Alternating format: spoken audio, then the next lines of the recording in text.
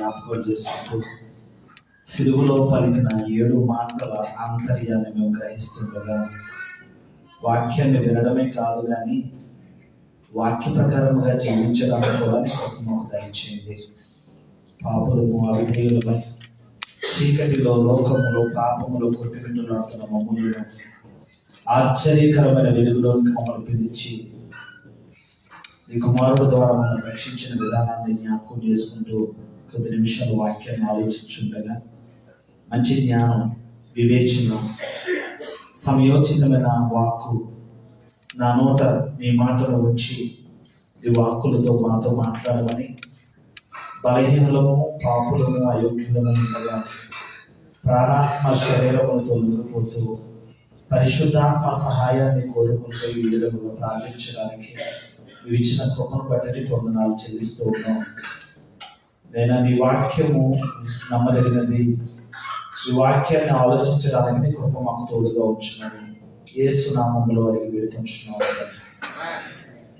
సిలువలో పలికిన 7 మాటల ఆంతర్యం అనే అంశాన్ని రోజు మనం ఆలోచించేద్దాం. యేసుక్రీస్తు చేసిన త్యాగం ప్రపంచంలో ఎవరు కూడా చేయలేంది. అందుకే ప్రపంచానికి ఆయన ప్రేమమయుడిగా, ప్రపంచానికి ఆయన కరుణమయుడిగా ఉండడం కనుక ఆయన ఎంత గొప్ప త్యాగము కలిగిన వాడో మనం పాటల ద్వారా, వాక్యముల ద్వారా మనం గ్రహిస్తూనే ఉన్నాం. అయితే మొదటి మాటలో ఆంతర్యం ఏంటి? యేసు సిలువలో పలికిన 7 మాటలను గురించి మనం ఈరోజు ఆలోచించాలి. మొదటి మాట లూకా సువార్త 23వ అధ్యాయము, లూకా సువార్త 23వ అధ్యాయము 34వ వచనాన్ని, యేసు తండ్రి వీరేమి చేయుచున్నారో వీరెరుగరు కనుక వీరిని క్షమించమని చెప్పాను. సిలువలో పలికిన మొదటి మాట లూకా సువార్త 23వ అధ్యాయము 34వ వచనంలో, తండ్రి వీరేమి చేయుచున్నారో వీరెరుగరు కనుక వీరిని క్షమించుము క్షమించుము.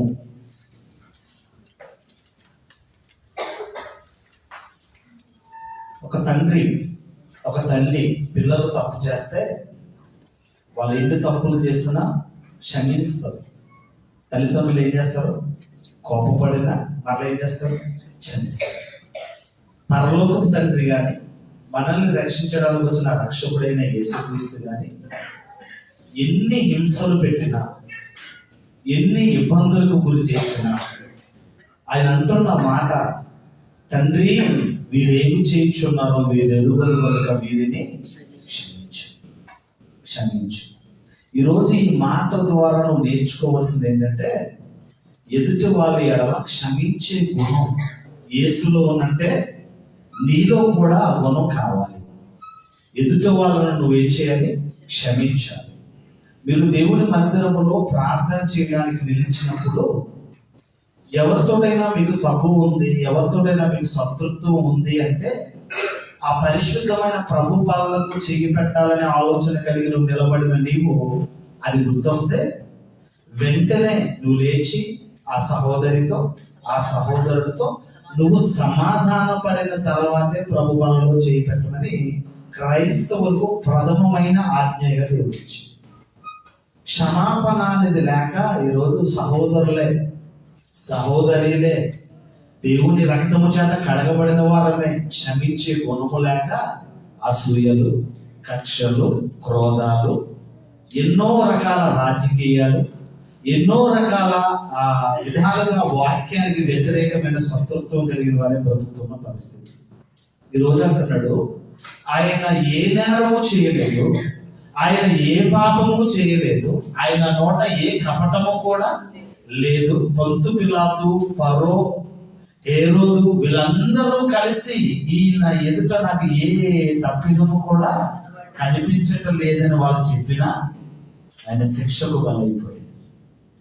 అంత శిక్షలోకి వెళ్ళినా అక్కడ ఉన్న వారిని, ముళ్ళ కిరీటం పెట్టిన వారిని, కొరడ దెబ్బలు కొట్టిన వారిని, మొహం మీద ఉమ్ము వేసిన వారిని, సిలువలో వేలాడదీసిన వారిని కూడా ఆయన అంటున్న మాట, తండ్రి వీరేమి చేయించున్నారో వీరెరుగరు కనుక వీరిని క్షమించు అనే మాట చాలా ప్రాముఖ్యమైనదిగా మనకు కనిపిస్తుంది. ఇంకా యేసుక్రీస్తు తన మాటలలో ఈ మాట మన అర్థాన్ని తెలియచెప్తూ రోమీయులకు రాసిన పత్రిక 12వ అధ్యాయము 14వ వచనంలో మిమ్మును హింసించు వారిని దీవించుడి గాని శపించవద్దు. ఈరోజు యేసుక్రీస్తు ప్లేస్ లో నువ్వు గాని నేను గాని ఉంటే మనకి వాక్యం అర్థం అవ్వాలంటే యేసుక్రీస్తు క్యారెక్టర్ లోకి ఇన్వాల్వ్ అవ్వాలి. యేసుక్రీస్తు ప్లేస్ లో నువ్వే ఉంటే ఈ మాట అనగలవా? తండ్రి వీరేమి చేయించున్నారో వీరు ఎరుగురు కనుక వీరిని క్షమించు అని నువ్వు అనగలవా? ఇక్కడ అంటున్నాడు మిమ్ముని హింసించు వారిని దీవించుడి గాని శపించవద్దు. మిమ్మల్ని హింసించేవారిని, మిమ్మల్ని బాధ పెట్టేవారిని, మిమ్మల్ని ఇబ్బందులకు గురి చేసేవారిని, మిమ్మల్ని అవమానపరిచేవారిని, మిమ్మల్ని కొన్ని మాటల ద్వారా చేతల ద్వారా మిమ్మల్ని బాధ పెడుతున్న వారిని, మిమ్మల్ని హింసించు వారిని దీవించుడి గాని శపించవద్దు అని చెప్తున్నాడు. అంటే బైబిల్ దేవుడు యేసుక్రీస్తు ఎంత గొప్పవాడో, ఆయనకున్న ప్రేమతత్వం ఎంత గొప్పదో మనం గ్రహించవలసిన అవసరత ఎంతైనా ఉన్నట్లుగా మనం చూస్తూ ఉన్నాం. ఈ మాట ద్వారా సంఘం ఏం నేర్చుకోవాలి? ఈ మాట ద్వారా మనం ఏమి నేర్చుకోవాలో పేతురు రాసిన మొదటి పత్రిక 2వ అధ్యాయంలోకి వెళ్తే, పేతురు రాసిన మొదటి పత్రిక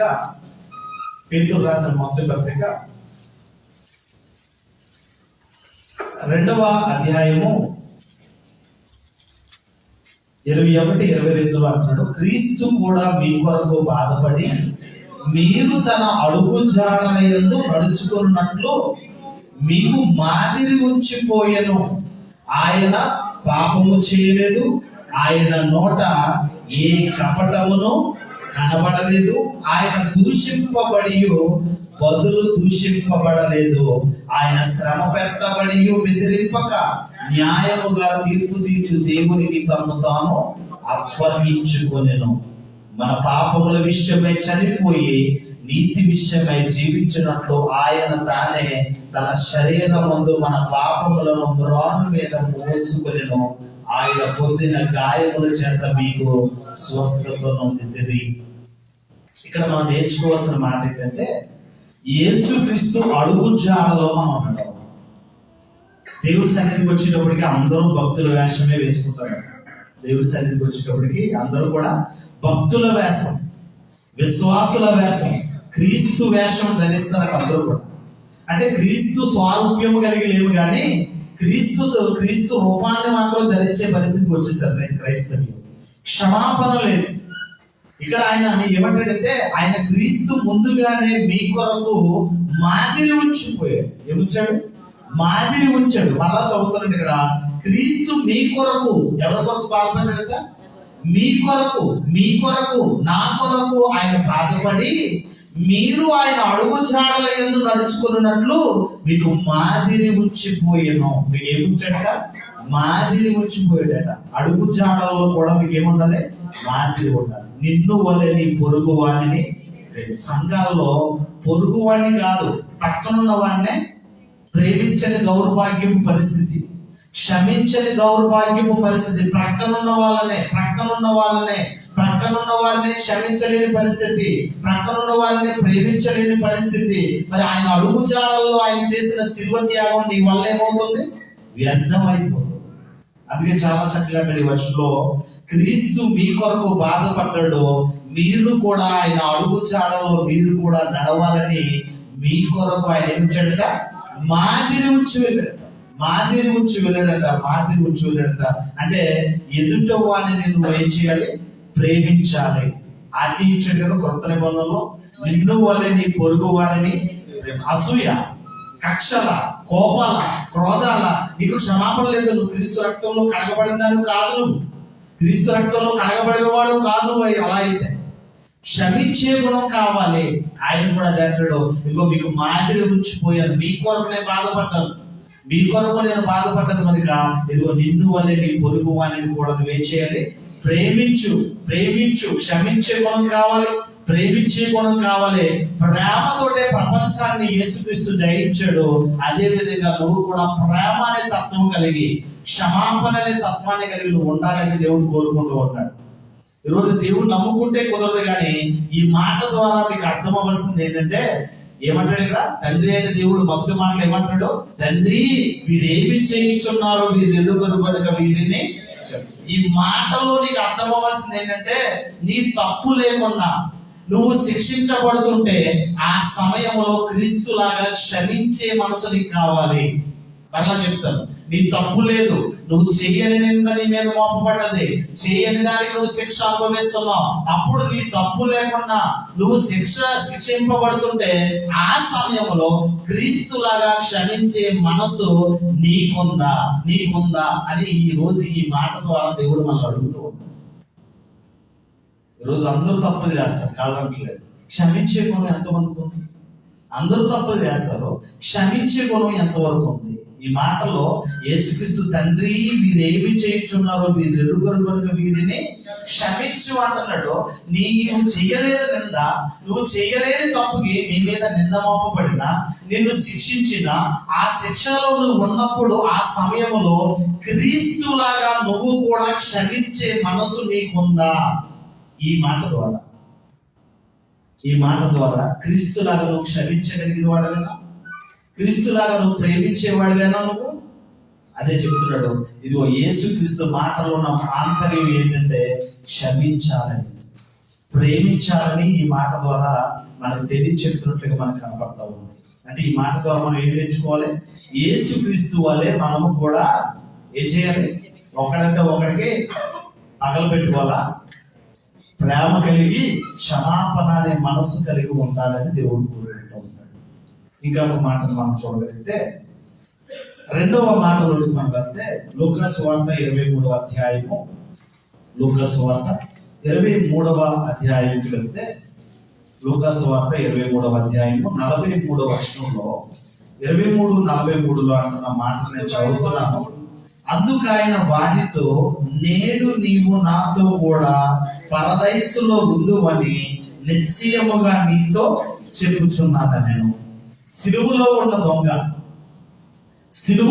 దొంగ యేసుక్రీస్తుతో పాటు ఇద్దరు నేరస్తులను అటువైపు ఇటువైపు, కుడివైపున ఎడమ వైపున వేలాడదీసినప్పుడు ఆ సిలువలో ఉన్న ఒక దొంగకి మారుమనసు వచ్చింది. ఆ దొంగకి మారుమనసు వచ్చినప్పుడు, ఈయన దైవ కుమారుడు, ఈయన ఏ నేరము చేయలేదు, కానీ ఈయన శిక్షించబడతా ఉన్నాడు. ఈయనకు ఒక రాజ్యం ఉంది, ఆ రాజ్యానికి ఆయనే రారాజుగా ఉన్నాడని గ్రహించి అక్కడ మాట్లాడుతున్న సందర్భంలో 42 ఆయనను చూచి యేసు, నీవు నీ రాజ్యములోనికి వచ్చినప్పుడు నన్ను జ్ఞాపకము చేసుకున్నామనెను. నీ రాజ్యముతో నువ్వు వచ్చినప్పుడు నన్ను జ్ఞాపకము చేసుకో అంటే ఆయన అంటాడు. అందుకు ఆయన వానితో, నేడు నీవు నాతో కూడా పరదైసులో ఉందుమని నీతో నిశ్చయముగా చెప్తున్నాను, ఖచ్చితముగా చెప్తున్నాను. నేడు నీవు నాతో కూడా పరదైసులో ఉందుమని నిశ్చయముగా, ఖచ్చితముగా నేను చెప్తాను. ఈరోజు సిలువలో ఉన్న దొంగలాగా మన బ్రతుకులు లేవు. మనందరికీ సువార్త ప్రకటించబడ్డది. మనందరము యేసుక్రీస్తు నిజమైన దేవుడని మనం గ్రహించే పరిస్థితిలో ఉన్నాం. యేసుక్రీస్తుని గురించిన రక్షణ, యేసుక్రీస్తు చేసిన సిలువ త్యాగం మనం అన్ని తెలుసుకుని విని మనం రక్షించబడి రక్షణలో కొనసాగుతున్న దేవుని పిల్లలు. ఆ దొంగ అయితే సిలువలో దేవుని ఎరగని వాడై ఉన్నాడు, ఒక ద్రోహిగా ఉన్నాడు, ఒక నేరస్తుడిగా ఉన్నాడు. ఆ చేసిన నేరానికి శిక్షలను కూడా వెళ్ళిపోతూ ఉంటూ అంటాడు, నీవు నాతో కూడా వచ్చినప్పుడు, నీ రాజ్యముతో వచ్చినప్పుడు నన్ను జ్ఞాపకం చేసుకో. నీ రాజ్యముతో వచ్చేటప్పుడు నన్ను జ్ఞాపకం చేసుకో. పరలోక రాజ్యం ఎవరికి ఇస్తాడు? ప్రకటన గ్రంథం 2వ అధ్యాయం 7వ వచనాన్ని చదవగలిగితే, ప్రకటన గ్రంథం 2వ అధ్యాయం 7వ వచనంలో, చెవి కలిగిన వాడు ఆత్మ సంగముతో చెప్పుచున్న మాట వినుగాక, జయించు వానిని దేవుని పరదైసులో ఉన్న జీవవృక్ష ఫలములను నిత్తును. భుజింపనిద్దును అంటాడు. ఇక్కడ జాగ్రత్తగా ఆలోచన చేస్తే, చెవి కలిగిన వాడు ఆత్మ సంగముతో చెప్పుచున్న మాట వినును గాక, జయించు వారిని దేవునితో పరదైసులో. జయించేవాడు ఎక్కడ ఉంటాడు? పరదైసులో ఉంటాడు. జయించేవాడు ఏం తింటాడు? జీవవృక్ష ఫలాలను తింటాడు. జయించేవాడికే పరలోక రాజ్యం. ఏం జయించాలి? పాపాన్ని. ఏం జయించాలి? సాతాను శోధనలను. ఏమి జయించాలి? ఈ లోక ఆశలను. వాటిని జయించిన వాడే పరదైసులో ఉంటాడు. వాటిని జయించిన వాడే పరదైసులో జీవవృక్ష ఫలాలను అనుభవిస్తాడు. ఇక్కడ అంటాడు, తండ్రి నీ రాజ్యంతో వచ్చినప్పుడు నన్ను జ్ఞాపకం చేస్తాడు. ఆయన అంటాడు, నేడు నీవు నాతో కూడా పరదైసులో ఉండు. పరలోక రాజ్యం వట్టినే రాదండి. పరలోక రాజ్యం వట్టినే. సిలువలో ఉన్న దొంగ లక్కీ బాయ్ అంటుంది. సిలువలో ఉన్న దొంగని ఏమంటున్నాం? లక్కీ బాయ్ అని. మళ్ళీ ఏమంటారు? అదృష్టవంతుడు అంటాం కదండి. అదే కదా దానికి అర్థమైంది, అదృష్టవంతుడు. ఎందుకంటే వాడు కిందకి దిగి యేసుక్రీస్తును అంగీకరించి నమ్ముకొని మారు మనసు పొంది పాపక్షమాపణ పొంది బాప్తిసం తీసుకునే ఛాన్స్ లేదు. కొంత సమయం అయితే వాడు కూడా ఏమవుతాడు? చచ్చిపోతాడు. వాడిని కూడా ఏం చేస్తారు? చంపేస్తారు.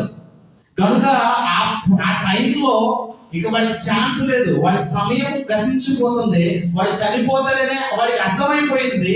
ఈయన దైవ కుమారుడు, ఈయన నమ్ముకుంటే కనీసం నా పాపాలనే క్షమించబడతాయని ఆలోచన కలిగిన వాడే, ఇదిగో ఈయన ఒక రాజ్యం ఉంది, ఆ రాజ్య స్థాపన ఆయనే చేశాడు, ఆయన దైవ కుమారుడుగా వాడు అర్థం చేసుకుని అంటాడు, ఇదిగో నీ రాజ్యంతో నువ్వు వచ్చేటప్పుడు నన్ను జ్ఞాపకం చేస్తావు.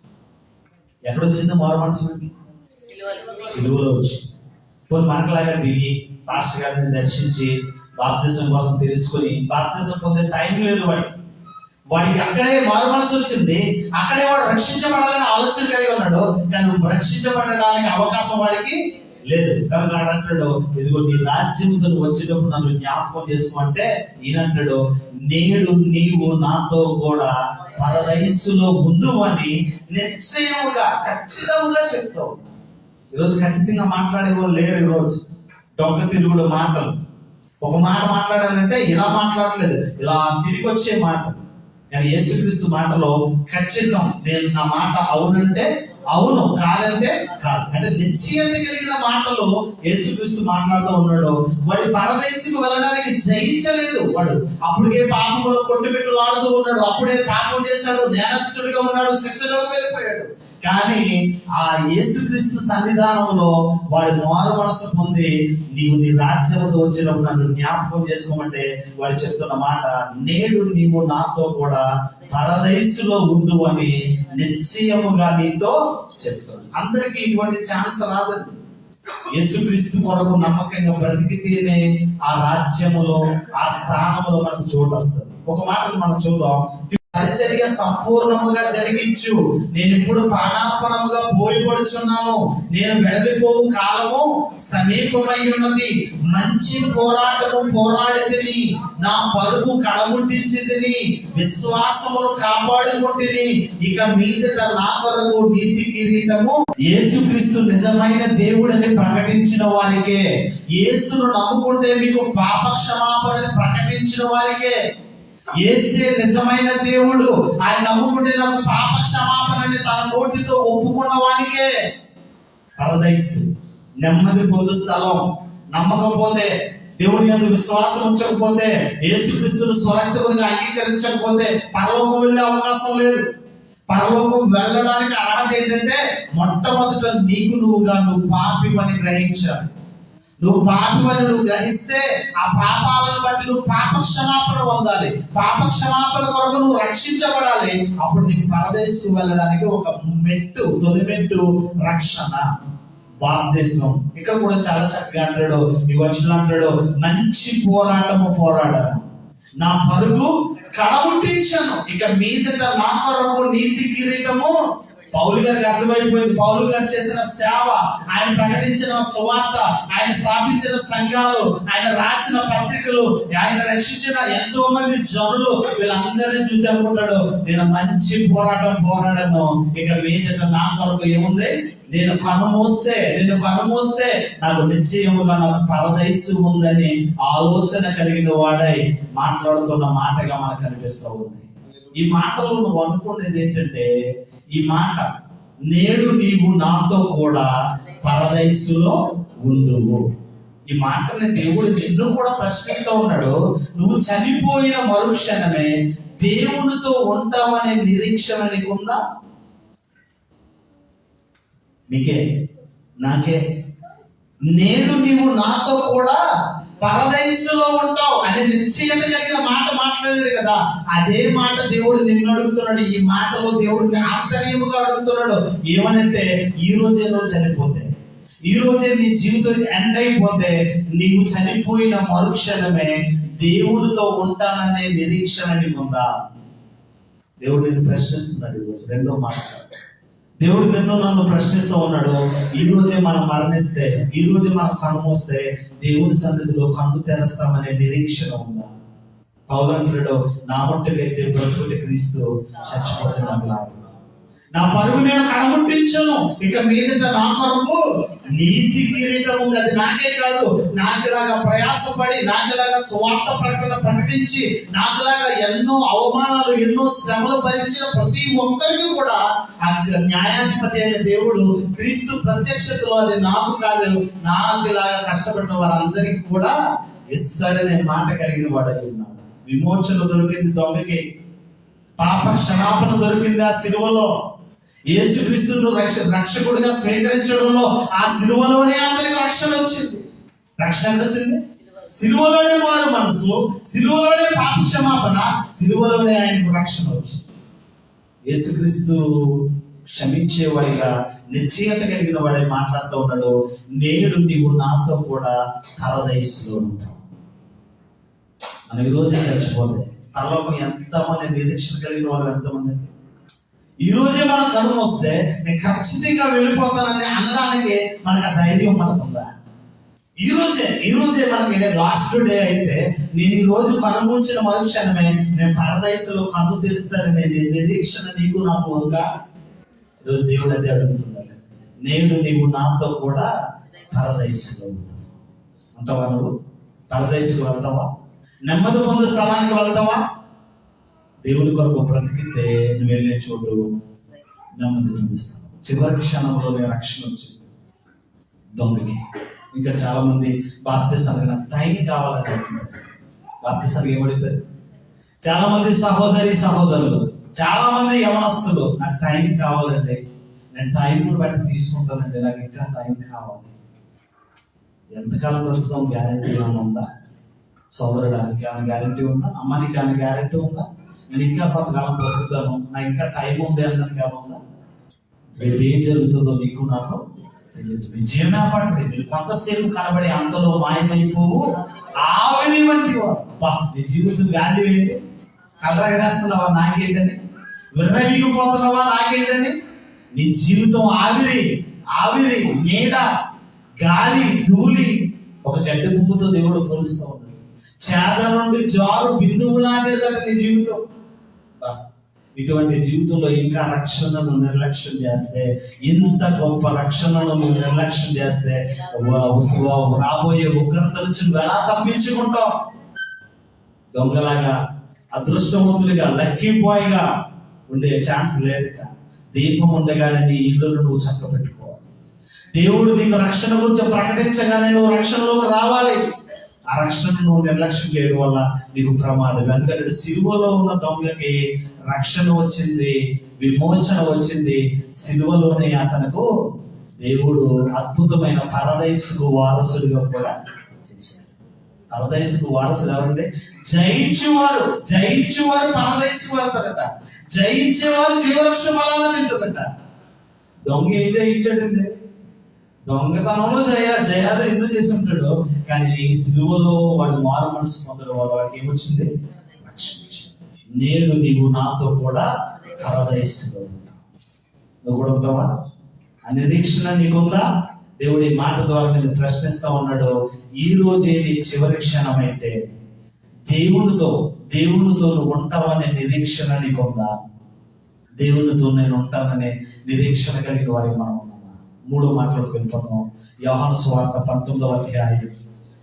యోహాను సువార్త 19వ అధ్యాయం 26, 27 వచనాలు మనం జాగ్రత్తగా మనం చదవగలిగితే 19వ అధ్యాయం 26, 27లో యేసు తన తల్లియు తాను ప్రేమించిన శిష్యుడును దగ్గర నిలుచుండుట చూచి, అమ్మా ఇదిగో నీ కుమారుడని తన తల్లితో చెప్పెను. తర్వాత శిష్యుడిని చూచి, ఇదిగో నీ తల్లి అని చెప్పెను. ఆ గడియ నుండి ఆ శిష్యుడు ఆమెను తన ఇంట చేర్చుకున్నాడు. అమ్మా ఇదిగో నీ కుమారుడు. శిష్యుడిని చూచి, ఇదిగో నీ తల్లి, ఇదిగో నీ తల్లి, ఇదిగో నీ కుమారుడు అని చెప్తా ఉంది. అంటే యేసుక్రీస్తు శిలువ మరణంలో ఆయనకున్నది ఏంటంటే బాధ్యత. ఆయనకేముంది? బాధ్యత. మొదటి మాటలో క్షమాపణ ఉంది, 2వ మాటలో నిశ్చయత ఉంది, 3వ మాటలో ఏముంది? బాధ్యత నెరిగిన కొడుకు. బాధ్యత నెరిగిన కొడుకు.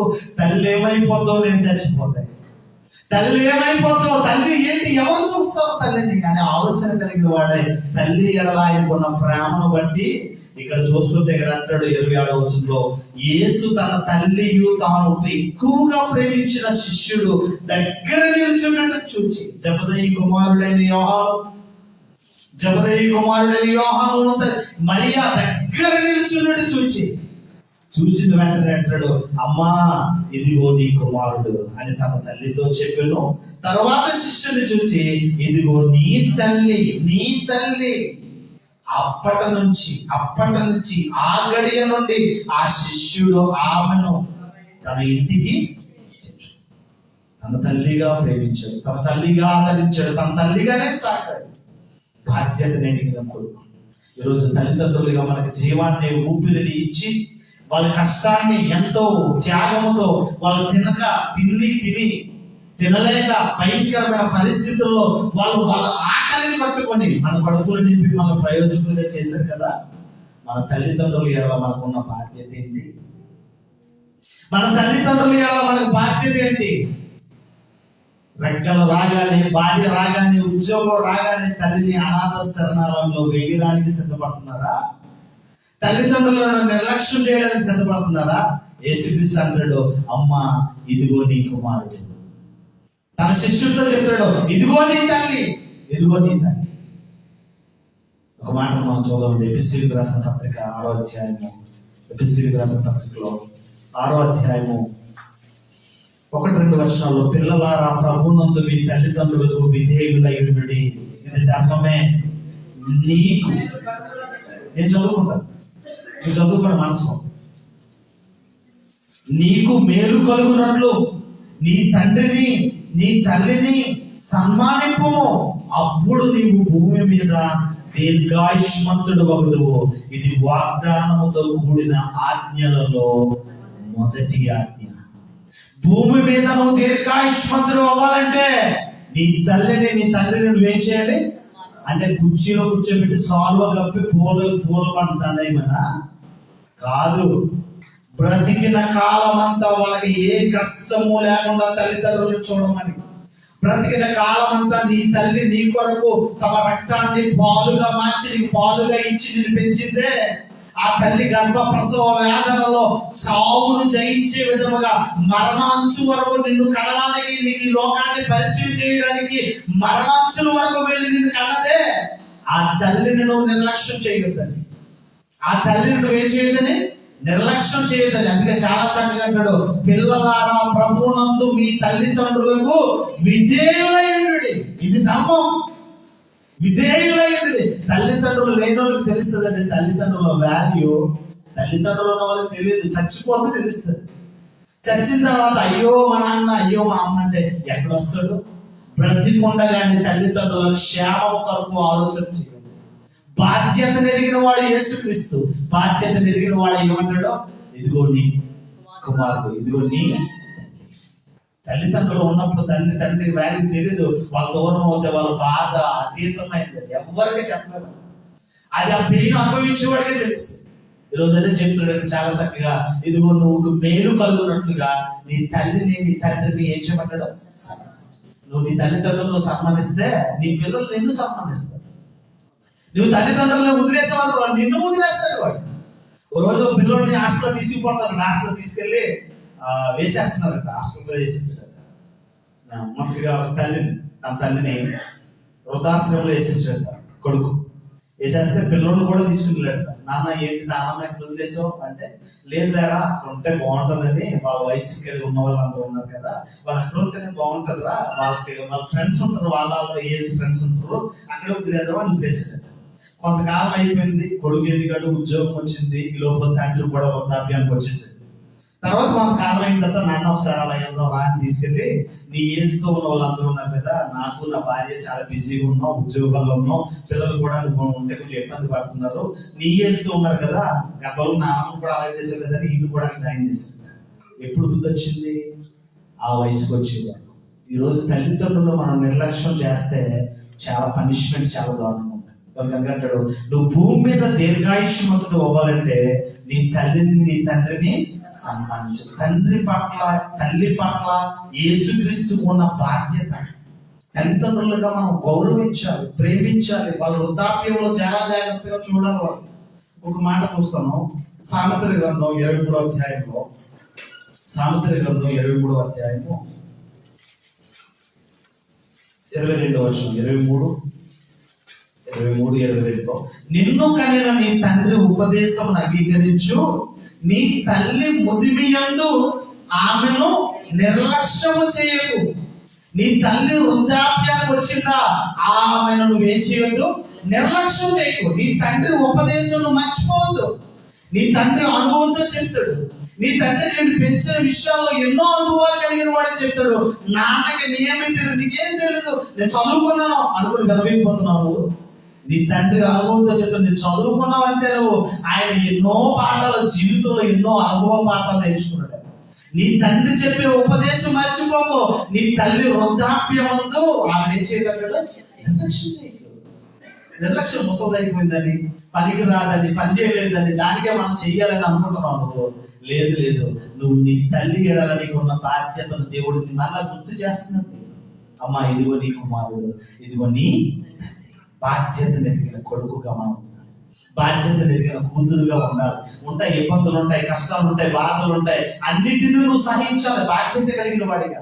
నిర్లక్ష్యం చేయకూడదట.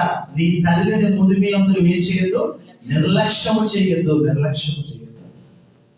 ఈరోజు యేసుక్రీస్తులాగా మన బాధ్యత నెరిగిన వారిగా మనం ఉండాలి. 4 మాటలకు వెళ్ళిపోతాం. మత్తయి సువార్త 27వ అధ్యాయము, మత్తయి సువార్త 27వ అధ్యాయంలో అయితే, మత్తయి సువార్త 27వ అధ్యాయం 46వ వచనంలో, 27-46లో, ఇంచుమించు 3 గంటలప్పుడు యేసు ఏలి ఏలి లామా శబక్తా అని బిగ్గరగా కేక వేసెను. ఆ మాటకు నా దేవా నా దేవా నన్నెందుకు చెయ్యి విడనాడితివి అని అర్థము. నా దేవా నన్నెందుకు చెయ్యి విడనాడితివని అర్థము.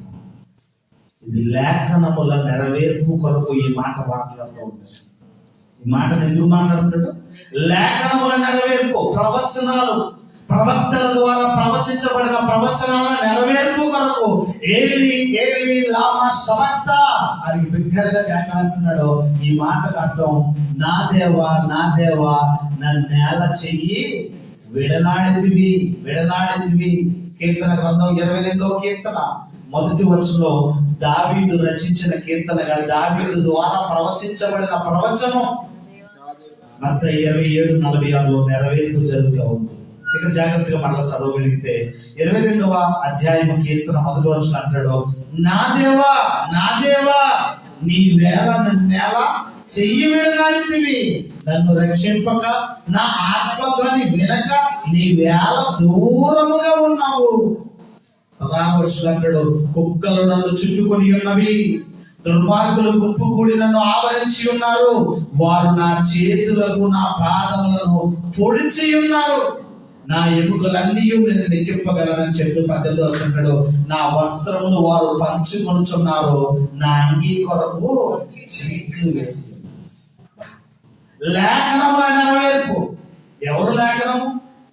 దావీదు ద్వారా ప్రవచించబడిన ప్రవచనము నెరవేర్పు కొరకు. ఇదిగో మత్తయి సువార్త 27:46 అంటాడు, ఏలీ ఏలీ లామా సబక్తానీ, నా దేవా నా దేవా నన్నేల చెయ్యబడినాడు. దావీదు అంటున్నాడు ఈ మాట. దావీదు అంటే దావీదు చేతుల్లో కాలంలో మేలు ఉంచరా? దావీదు అంటే దావీదు అంగి చీటీలు వేశారా? లేదు లేదు, యేసుక్రీస్తు కొరకు దావీదు ముందుగానే మాట్లాడాడు. దావీదు వంశంలో చిగురు పడుతుంది, యెషయా మధ్య నుండి చిగురు పడుతుంది, దావీదు వంశావళిలో చేర్చబడతాడు. ఆయన ఈయన యేసుక్రీస్తు వచ్చిన మాట ఇది మనం చూడగలుగుతున్నాం. ఏం చేశారట? యేసుక్రీస్తు అంగీ కొరకు వాళ్ళు ఏం చేశారట? చీట్లు వేసుకున్నారట. వారు నా చేతులను నా పాదములను పొడిచి ఉన్నారు. లేఖనముల నెరవేర్పు కొరకు ఈ మాట మాట్లాడుతూ ఉన్నాడు. దేవుడు నిన్ను విడిచిపెట్టడు గాని నువ్వు చేసిన పాపములను బట్టి నువ్వు విడిచిపెట్టి ఆనందిస్తూ ఉంటావు. ఈ మాటలో దేవుడు అడుగుతున్న మాట ఏంటో తెలుసా? ఈ 4వ మాటలో నా దేవా నన్ను ఎలా చేయాలి. దేవుడు నిన్ను కూడా ప్రశ్నిస్తూ ఉన్నాడు. దేవుడు నిన్ను విడిచిపెట్టడు, కానీ నువ్వు దేవుడిని విడిచి పాపములో ఆనందిస్తున్నావు. దేవుడు నిన్ను విడిచిపెట్టడు. చాలా మంది కష్టం రాగా, బాధలాగా, ఇబ్బంది రాగా, శ్రమ రాగా, అవమానం రాగా ఏమంటారు తెలుసా? దేవుడు నన్ను విడిచిపెట్టాడండి, దేవుడు నాకు ఏ మేలు చేయలేదండి, దేవుడు నన్ను చూడలేదండి. ఇంకా ఈ నోటితోటి దేవుడు స్తుతిస్తాం, ఈ నోటితోటి దేవుడు కూడా దూషిస్తాం. దేవుడు ఉన్నాడా? దేవుడు నాకు ఇటువంటి కీడు చేస్తాడా అని నువ్వేమంటావు? దేవుడిని దూషిస్తావు. దేవుడు అన్యాయస్తుడు కాదయ్యా. దేవుడు అందరికీ ఉపకారి. దేవుడు అన్యాయం చేయడం అసంభవం. దేవుడు చిత్తమైంది అంతే. నువ్వేమనుకుంటున్నావు? నాకు దేవుడు ఎంతో అన్యాయం చేశాడు, దేవుడు నన్ను ఎంతో అన్యాయం చేసేసాడని నువ్వు అనుకుంటున్నావు. ఇక్కడ అంటాడు, నా దేవా నన్ను నేల నువ్వు. దేవుడు విడిచిపెట్టాడట యేసుక్రీస్తు చెయ్యి. నువ్వు దేవుడు చెయ్యి నువ్వు విడిచిపెడతావు.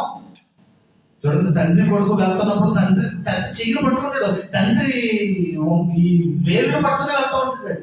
ఒకవేళ వాడు రోడ్డు దాడుతున్నప్పుడు తండ్రి వెళ్ళిపోతే కొడుకు రాడు, తండ్రి తన కొడుకుని పట్టుకుని జాగ్రత్తగా రోడ్డు.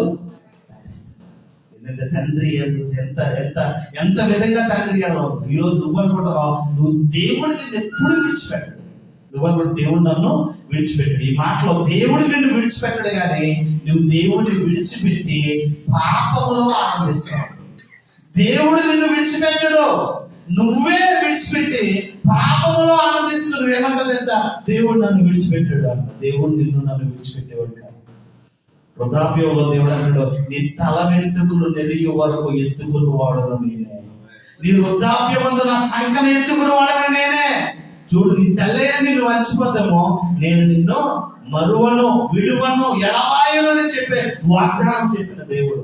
ఇక్కడ కూడా అంటాడు, లేఖనముల నెరవేర్పు కొరకు దావీదు అంటాడు, నా దేవా నీవేళ నన్ను విడనాడితివి, నన్ను రక్షింపక నా ఆత్మధ్వని వినక నీవేళ దూరముగా ఉన్నావు. నిజంగా తండ్రి అయిన దేవుడు ఆ చెయ్యి విడిచిపెట్ట 100 సెంచరీలు చేశారట. వాడికి ఏమి ఇచ్చారు? అవార్డు ఏది ఇచ్చారు కదా? చాలా అవార్డులు ఇచ్చారు. భారతరత్న ఇచ్చారు. భారతరత్న అవార్డు గ్రహీత అయ్యాడు సచిన్ టెండూల్కర్. ఆ రోజు ఇంటర్వ్యూలో ఏమంటాడు తెలుసా? నాకు ఇంకా పరుగుల దాహం తీరలేదు అంటాడు. నాకు ఇంకా పరుగుల దాహం తీరలేదు అంటున్నాడు. ఏంటి 100 సెంచరీలు చేశాడు. 100 సెంచరీలు చేసి భారతరత్న అవార్డు అయ్యి ఎన్నో అవార్డులు పొందుకున్నావు. సచిన్ టెండూల్కర్ ఇంటర్వ్యూలో అంటాడు, నాకు ఇంకా పరుగుల దాహం తీరలేదు, ఇంకా పరిగెట్టాలని ఉంది. నీకు ఆత్మల దాహం ఉందా? నీకు ధనదాహం ఉంటుంది. డబ్బు తిండి యావ తప్ప నీకు వేరే దాహం లేదు. ఒళ్ళు అమ్ముకోవడం, ఒళ్ళు సుఖాలు అనుభవించడం తప్ప వేరే దాహం లేదు. ఈరోజు యేసుక్రీస్తు అంటాడు, నేను దప్పికొని ఉన్నాను ఆత్మల పట్ల, నశించిపోతున్న ఆత్మల పట్ల, దేవుడి రాజ్య స్వార్థ పట్ల నీకు ఏ భారం ఉంది, ఏ దప్పిక ఉంది? ఈరోజు ఇదే మాటలు దేవుడు అడుగుతున్నాడు. ఆత్మీయ విషయంలో నీకు దప్పిక కలిగి ఉన్నావా? నువ్వు దాహం కలిగి ఉన్నావు ఆత్మీయ విషయంలో? దేవుడు వాక్యం నేర్చుకోవాలి, వాక్యం నేర్చుకుని అనేకులకు వాక్యం ప్రకటించాలి, నశించిపోతున్న ఆత్మ పట్ల భారం కలిగి వాళ్ళకి స్వార్థను ప్రకటించాలి, వాళ్ళ దేవుడి సన్నిధికి నడిపించాలనే ఆత్మీయమైన దాహం నీకుందా? దేవుడు ఇదే మాటలు నేను ప్రశ్నిస్తున్నాడు. దేవుడి రోజు ఆత్మీయంగా ఎదగడానికి, వాక్యానుసారంగా జీవించడానికి నువ్వు ఏ విధంగా దేవుడికి నువ్వు త్యాగం చేస్తున్నావు? యేసుక్రీస్తు నా కోసం చచ్చిపోయాడు, ఈ రోజు వచ్చావు కదా, మంచిదే. ఆయన నీ కోసం చచ్చిపోయాడు, నువ్వేం చేస్తున్నావు? చచ్చేంత విధంగా దేవుడు సేవ చేస్తున్నావా?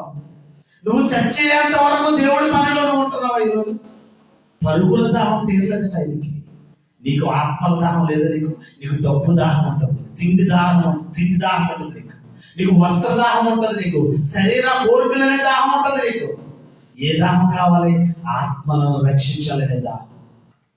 దేవుడు అప్పుడే సంతోషిస్తాడు. దేవుడు మనసు లేక మనం పని చేయాలి. అదే అంటాడు, లేఖనముల నెరవేర్పు కొరకు ఆయన ఏం చేశాడట? నేను దప్పికొని ఉన్నాను. ఏమంటాడు? నేను దప్పికొని ఉన్నాను అనే మాట నాకు కనిపిస్తుంది. ఇది యోహాను సువార్త 19:30 సమస్తము జరిగి ఉన్నదని ఆయన ఎరిగి అని ఏమంటాడు? సమాప్తమైనది. యోహాను 19:30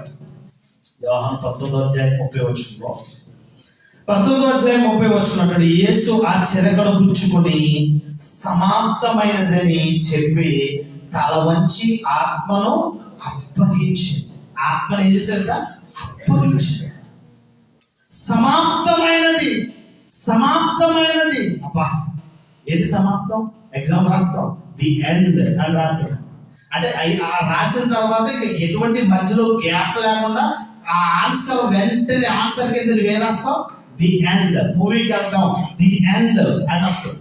ఇక్కడ కూడా అంటాడు, నీ జీవితంలో, నీ కాలచక్రంలో ది ఎండ్ నువ్వు రాయాలి. నీ జీవితంలో దేవుడి కొరకు నువ్వు చేసిన పనులన్నీ చేసి ది ఎండ్ అని రాయాలి. సమాప్తమైనది. ఏంటి సమాప్తమైనది? లేఖనముల నెరవేర్పు కొరకు ఈ మాట అన్నాడా? ఏంటి సమాప్తమైనది? చేయుటకు నువ్వు నాకు ఇచ్చిన పని. యోహాను సువార్త 17:14 చూద్దాం. యోహాను సువార్త 17:4 యోహాను సువార్త 17:4 అంటాడు, చేయుటకు నీవు నాకు ఇచ్చిన పని నేను సంపూర్ణముగా నెరవేర్చి భూమి మీద నేను నిన్ను మహిమపరిచాను. నీకు 60, 70, 80 ఆయుష్కాలను ఇస్తున్నాడే మీ అందరికి. నీకు కావలసిన ప్రతి ఇస్తున్నాడే. ఎందుకు ఇస్తున్నాడే? నీకు ఎందుకు దేవుడు ఇస్తున్నాడు? ఇదిగో దేవుని పని నువ్వు సంపూర్ణముగా నెరవేర్చాలి. సమాప్తమైనదనే మాటకి అర్థం ఏంటో తెలుసా? ఇదిగో నువ్వు నాకు ఇచ్చిన పని 100% చేశాను. ఆ రాకముందు నీ దగ్గర నాకు ఏ మహిమ ఉందో ఆ మహిమను నాకు ఇచ్చి, ఆ మహిమ నాకు కావాలి అంటే ఏంటంటే యేసుక్రీస్తున్న మాటల అర్థం. చదువుకుందామని, ప్రసంగం చేద్దామని కాదు, వాక్యాన్ని అంగీకరించాలి. సాత్వికంగా వాక్యాన్ని నేర్చుకోవాలి. అందుకే చాలా చక్కగా సమాప్తమైనదని పలికట. ఎందుకు సమాప్తమైందట? చేయుటకు నీవు నాకు ఇచ్చిన పని నేను సంపూర్ణముగా నెరవేర్చాను. ముందే చెప్పాడు యేసుక్రీస్తుకి, ఇదిగో నా కుమారుడు అయిన యేసుక్రీస్తు ఈ లోకానికి వెళ్తాం, ఎన్నో హింసలకు గురి చేస్తాను, ఎన్నో అవమానాలు, రాళ్ళ రుబ్బుతారు, చిత్రహింసలు పెడతారు, నిన్ను చంపాలని కూడా చూస్తారు. ఇదిగో సిలువకు వెళ్ళి నిన్ను నింగికి, నేలకు నిన్ను వేలాడదీసి వస్త్రాలు కూడా లేకుండా వస్త్రహీనుడిగా చేసి, శిరస్సు మీద ముళ్ళు కిరీటం పెట్టి, పడకలో మల్లెపు పోట్లు పొడిచి, చేతులకు కాళ్ళకు మేకులతో నిన్ను కొట్టి అవమానపరిచి నిన్ను చంపుతారంటే అన్నిటికీ సిద్ధపడవచ్చు. సమాప్తమైనదనే మాటకు అర్థం ఏంటంటే పాపులను రక్షించడంలో కానీ, పాపులకు సువార్తను ప్రకటించడంలో కానీ ఆయన పని పూర్తి చేశాడు. దేవుడికి పని ఇచ్చాడా? ఇచ్చాడు. ఏ పని ఇచ్చాడు?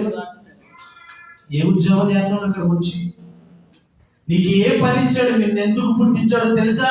దేవుడు పని చేస్తావని. ఎందుకు నీకు ఈ ఉన్నతమైన లైఫ్ ఇచ్చాడో తెలుసా? దేవుడు కొరకు ఉన్నతంగా ఏదో ఒక విధంగా పని చేస్తావని. నువ్వు అవన్నీ పక్కన పెట్టి నీ పనిలో నువ్వు బిజీ. సమాప్తమైందని అనగలవా నువ్వు? యేసుక్రీస్తులాగా అనగలవా నువ్వు? సమాప్తమైందని చేయుటకు నీవు నాకు ఇచ్చిన పని నేను సంపూర్ణముగా చేశాను. ఎలా చేశాడట? 100% చేశాడు. ఈరోజు మనకు పని ఇచ్చాడే లేదా? ఏ పని? సర్వలోకానికి వెళ్ళండి, సర్వ సృష్టికి సువార్త ప్రకటించి నమ్మిన వాడు రక్షించబడతాడు. నమ్మని వారికి మీరు వెళ్ళండి సువార్తను ప్రకటించండి. ప్రకటిస్తున్నామా? సువార్తను ప్రకటిస్తున్నామా మనం ఈరోజు? కనీసం ప్రకటించే వారికి సపోర్ట్ అయినా చేస్తున్నామా? అది లేదు. వచ్చి కూర్చుని ఈయన వెళ్ళిపోవడానికే ఇచ్చేదండి నీ పర్లకు చెప్పండి. ఇచ్చేదా చెప్పండి. వచ్చి కూర్చుని వినేసి ఏదో నీ మొఖాన్న నా మొఖాన్న ఏదో పడేసి వెళ్ళిపోతే ఇచ్చేదా పరలోకం? పని పూర్తి చేయాలి. 100% పని చేయాలి. పని చేస్తేనే జీతానికి పాత్రుడు, పని చేస్తేనే పరలోకం వెళ్తాడు. ఆయన పని అంతా పూర్తి చేశాడు కనుక ఇదిగో సమాప్తమైనదని చెప్పి నీ దగ్గర నాకు ఏ మహిమ ఉందో ఆ మహిమను వల్ల నాకు ఇచ్చేయాలి. మహిమ కావాలంట. ఆ మహిమలోకి వెళ్ళిపోవడానికి సిద్ధపడతా ఉన్నాడు. ఈరోజు దేవుని యందు భయభక్తులు కలిగిన వారికి మనం ఏం పని చేస్తున్నాం చెప్పండి. ఏం పని చేస్తున్నాం చెప్పండి. మనం మత్తయి సువార్త రోమీయులకు రాసిన పత్రిక 5వ అధ్యాయం 8వ వచనం చదువుదాం. 5:8 రోమీయులకు రాసిన పత్రిక 5వ అధ్యాయం 8వ వచనం.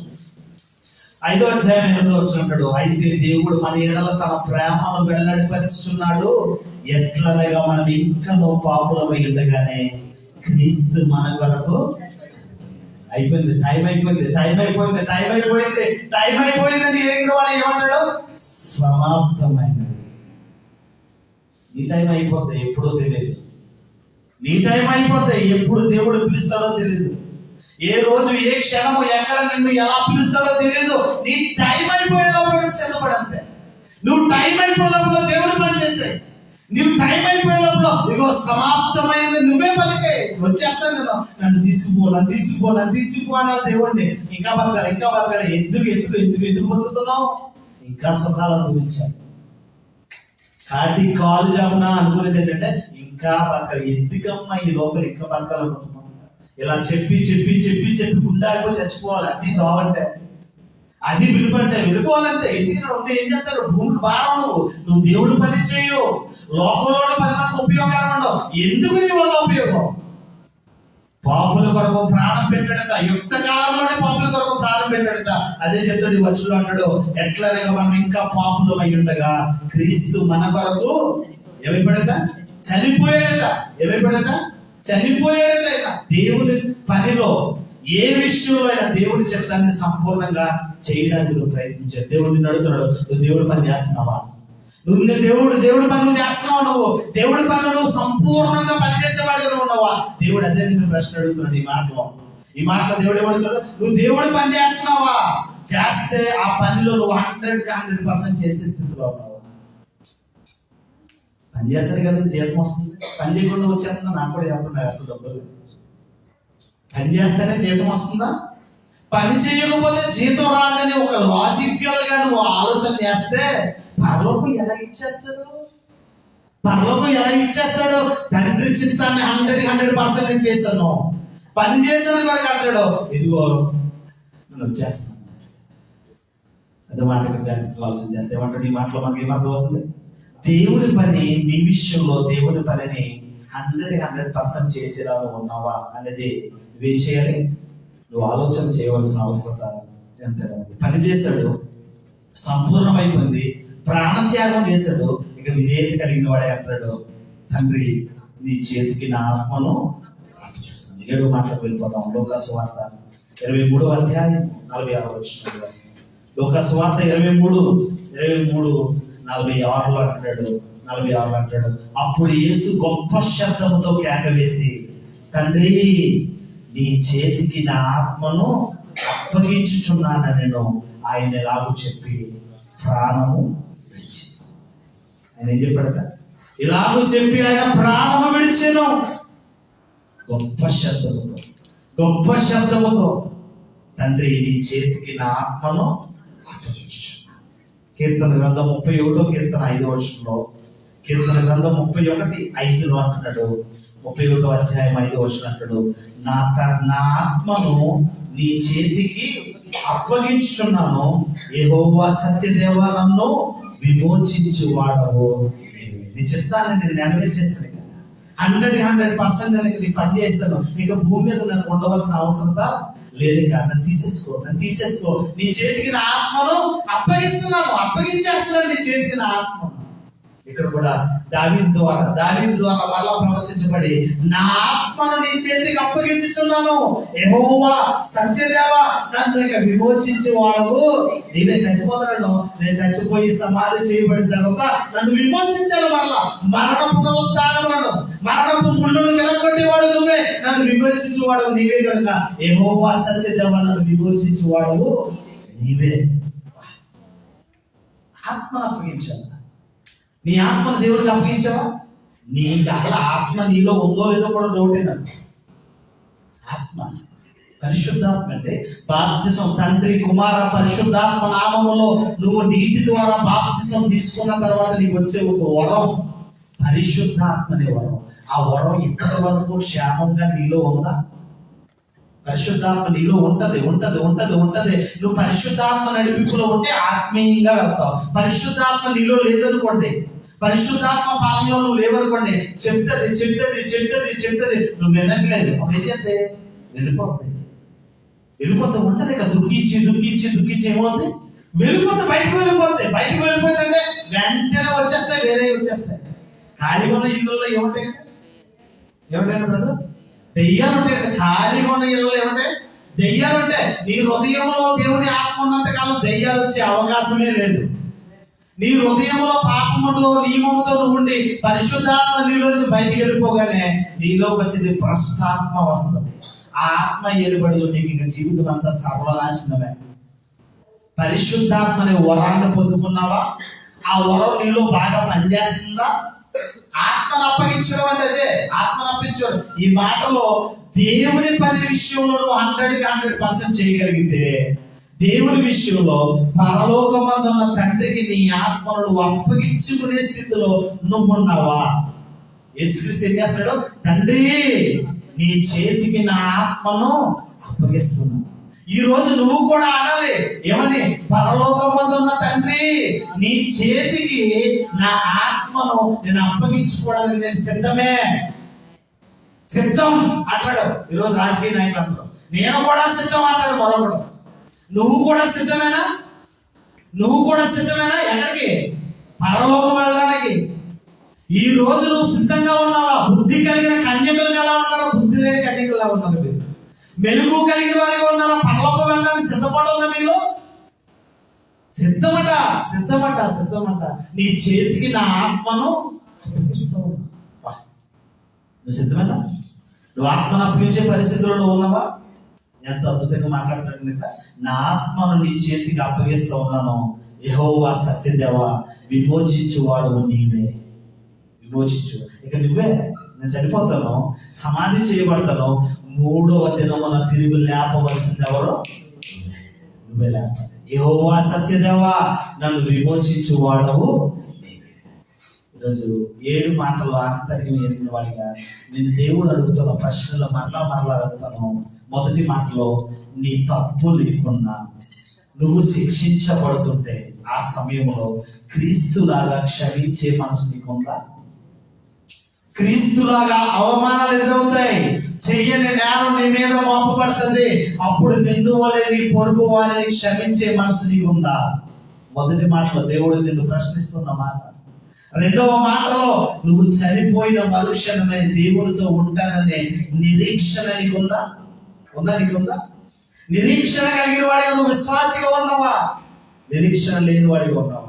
3వ మాటలో అంటున్నాడు, నీ తండ్రి విషయంలో నీకు బాధ్యత కలిగిన కుమారుడిగా కుమార్తెగా నువ్వు నెరవేరుస్తున్నావా? బాధ్యత నెరిగిన కొడుకుగా ఉన్నావా? బాధ్యత నెరిగిన కూతురుగా ఉన్నావా? 3వ మాటలో దేవుడు నిన్ను ప్రశ్నిస్తూ ఉన్నాడు, ముదిమియందు నీ తల్లిని నువ్వు నిర్లక్ష్యం చేయదు. ముదిమియందు నీ తల్లిదండ్రులను నిర్లక్ష్యం చేయదని దేవుడు అడుగుతూ ఉన్నాడు.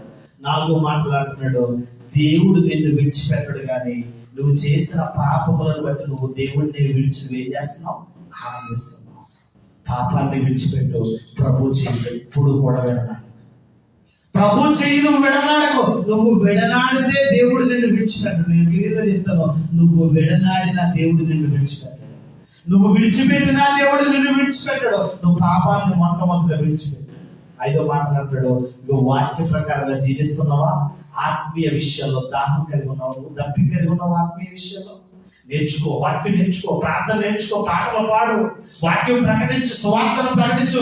నేర్చుకోవడానికి ముందు ఉండాలి. ఇప్పటికీ కూడా నేను చెప్తాను, స్టిల్ ఇప్పటికీ కూడా నేను ఒక స్టూడెంట్ మాత్రమే. ఇప్పటికీ నేను నేర్చుకోవడానికి తప్పత్రయపడుతూనే ఉంటాను. ఇప్పటికీ నేర్చుకుంటాం అన్నది. వాక్యం నేర్చుకో, దప్పిక కలిగిన వారు మనం ఉండాలంట. తర్వాత అంటాడు పరలోకం ఉన్న దేవుడి చిత్తాన్ని నెరవేర్చడంలో 100% నువ్వు చేయాలి, పని చేయాలి. 100% దేవుడు పని చేయాలి. మీ పని మీరు చేసుకోండి కాదట్లేదు. మీ పని చేసుకుని ఎవరు పని చేయాలి?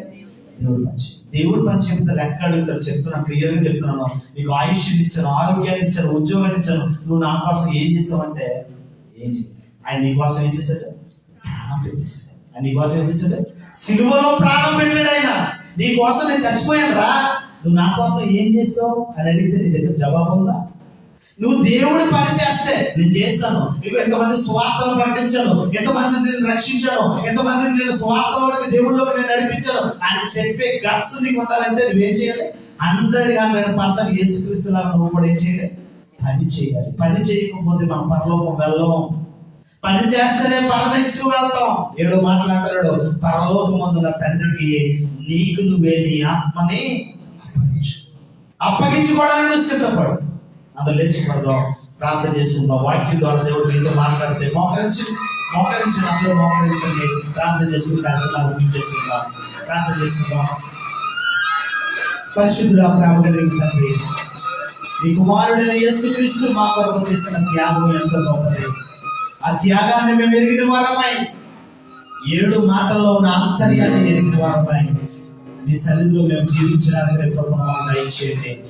నీ ఆత్మలో మమ్మల్ని నడిపించండి. దేవా, మేము పాపులు అయోగ్యులమై ఉండగానే నీ కుమారుడైన యేసుక్రీస్తు లోకానికి వచ్చి యుక్త కాలమందు నా కొరకు కల్వరి శిలువలో మరణించాడు. ఆ మాటలు మేము వర్ణింపసక్యం కాదు. ఈ కృప చెప్పిన మమ్మల్ని మాట్లాడి నీ వాక్కులతో మమ్మల్ని హెచ్చరించావు, మమ్మల్ని గద్దించావు, మా బుద్ధి చెప్పు అయ్యా. బుద్ధి కలిగిన వారికి మేము ఉండడానికి, సిద్ధపడిన సంఘముగా మేము ఉండడానికి కృప దయచేయండి. నీ ఆత్మ సహాయాన్ని మాకు దయచేయండి. వాక్యాన్ని వినేపోవడానికి కాదు మేము వచ్చింది, వాక్య ప్రకారంగా మేము జీవించాలి. వాక్య ప్రకారంగా జీవించి మాదిరి కలిగిన క్రైస్తవులుగా మా మార్గాలను మేము సరళం చేసుకునే వాక్యం మాకు దయచేయండి. ఈ కృప చొప్పున మమ్మల్ని బలపరచమని కూడి వచ్చిన ప్రియమైన సహోదరులందరినీ దేవా, ఈ బిడ్డలందరినీ దీవించి ఆశీర్వదించి నీ కృపలో బిడ్డలు నిశ్చేతికి అప్పగిస్తూ ఉన్నాం. దేవా, నీ రాకడ దగ్గరగా ఉంది. ఆ రాకడను మేము ఎరిగిన వారిని, సిద్ధపాటు కలిగిన వారిగా మేము ఉండడానికి సహాయాన్ని దయచేయమని సన్నిధిలో ప్రార్థన చేస్తూ ఉన్నాం. ఈరోజు నూతనంగా వచ్చిన పిల్లలందరినీ దీవించండి. సహోదరులు నూతనంగా ఎంతో మంది వచ్చారు. సంఘములో వాళ్ళని స్థిరపరచండి. వాక్యము ద్వారా వాళ్ళు బలపరచండి. అయ్యా, మా బ్రతుకు పరమార్థాన్ని ఎరిగి నీ కొరకు నమ్మకంగా బ్రతికే భాగ్యం మా అందరికీ దయచేయమని పరలోక సంబంధమైన దీవెనల చేత మమ్మల్ని అందరినీ దీవించి ఆ శిలువ త్యాగము వ్యర్థము కాకుండా సకల జనులకు సాక్షులుగా బ్రతికే భాగ్యం మా అందరికీ దయచేయమని మా ప్రభువు రక్షకుడైన యేసుక్రీస్తు నామములో అడిగి వేడుకొంచున్నాము తండ్రి. మన తండ్రి అయిన దేవుని యొక్క ప్రేమయు, కుమారుడైన యేసుక్రీస్తు కృపయు, పరిశుద్ధాత్మ యొక్క అన్యోన్య సహవాసము, సమాధానము గాస్పెల్ ఆఫ్ గ్రేస్ మినిస్ట్రీపై, సకల పరిశుద్ధులపై, ప్రపంచ దేశాలన్నిటిపై, ప్రార్థనలో ఏకీవించిన ప్రియమైన సహోదరులందరిపై, నూతనముగా వచ్చిన పిల్లలపై దేవుని కృప సదా కాలము మనకు తోడైయుండును గాక.